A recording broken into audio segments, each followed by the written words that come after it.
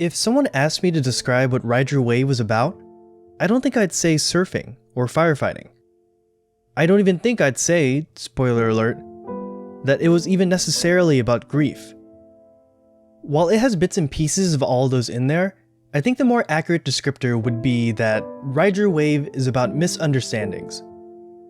Not in a silly, oh, I thought this was a date kind of way, but instead in a much more human way. There are a lot of traps that the human brain has a propensity for getting stuck in. It's often unintuitive to do what's best for us, and we tend to stick to what feels good in the moment rather than what's healthy long term. Ride Your Wave addresses this kind of irrationality of the human mind, and does so through the power of comparison. Many people are familiar with the traditional idea of the 5 stages of grief: denial, anger, bargaining, depression, and acceptance. However, what most don't realize is that idea was never intended to be used how it is today, as a kind of roadmap to judge how far along people are in the process. Firstly, it was originally discovered in the context of patients facing death themselves, not their loved ones. And lastly, they're incredibly nebulous. You don't necessarily go through each stage sequentially, with clearly defined transition points along the way. Nothing about grief is clearly defined. Instead, you may find yourself floating among them, going back and forth, forward and backward, spending a second here and an eternity there, and acceptance is never guaranteed. This misunderstanding is corrected and displayed in full through Hinako. For most of the movie, she doesn't really go beyond denial and depression. She has better days, she has worse days. She kinda comes to terms in some ways, but ultimately still feels the pain of loss. I think it's a very earnest depiction of grief. She struggles with having to stand on her own 2 feet for the first time in a while, and she gets led astray, clutching onto Minato while learning how to ride her wave. Luckily, she isn't the only one going through this process, and the shining light that contrasts sharply against her unhealthy denial is Yoko. From the moment of Minato's tragic accident, Yoko harnesses her grief and, pretty in character, almost forces it to be productive. She tells Hinako that she got a job at the cafe because that was her brother's dream, and she is going to be the one to make it a reality, no ifs, ands, or buts about it. She's able to rattle off all the days that her brother would have cared about off the top of her head when Hinako asks. Marine Day and Disaster Preparedness Day. There's a moment where she makes the perfect cup of coffee for Wasabi, and she teaches him about how the bubbles are the result of CO2 production, just as Minato described it to Hinako. Instead of trying to clutch onto a Minato that is no longer of this world, she instead chooses to harness his memory.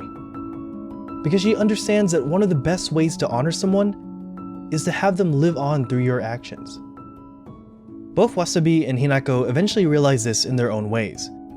Wasabi ceases to needlessly compare himself to this image of Minato he's placed on a pedestal. He puts himself to work, executing, while not gracefully, effectively. He remembers the lesson that Minato stressed about putting effort into doing your job well, growing Wasabi from someone who just wanted to ride fire trucks into someone who is also in tune enough to realize that construction has moved the water line when storming to the last fire. Yoko again helps tremendously, reminding him that it's not a game of who's better than the other. Rather, he has his own unique approach and energy that has the power to save people in his own bumbly, endearing way. Even an insecure girl who couldn't bring herself to go to school. Meanwhile, Hinako kind of takes bits and pieces from both approaches. She finally snaps out of her self-doubt and realizes her own worth. She has a love for the sea and is immensely talented at riding waves, and it is that love that saved Minato's life.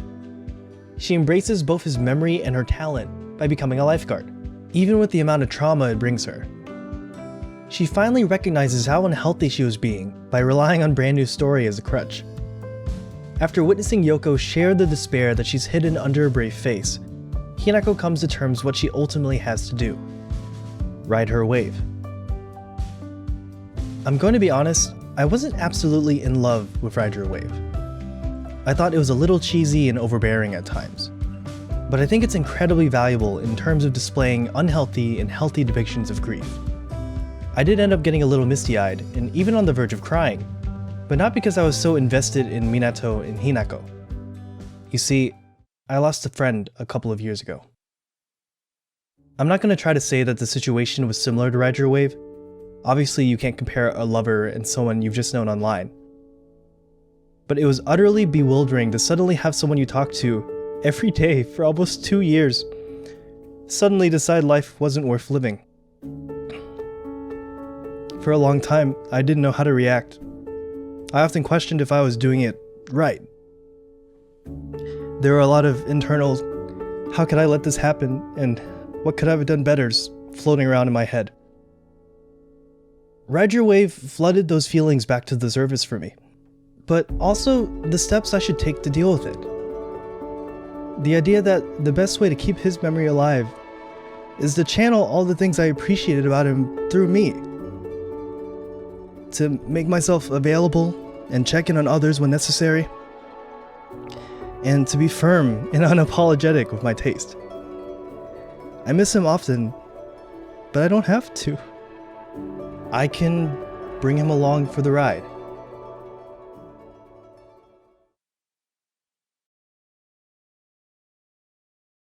Thanks for watching, and be sure to like and subscribe for more content. Or if you'd like to support me further, you can donate to my Patreon. Special thanks to Fat Buns BG, Anime Stuck, Rafa632, Roly Polymore, Green Sheen Atonement, and Forge Pottery for their support. This video also couldn't have been made possible without G-Kids. Ride Your Wave is just one of their many quality releases, and I can't wait for more in the future. And of course, if anything I said was wrong, I'm sorry. I must have stuttered.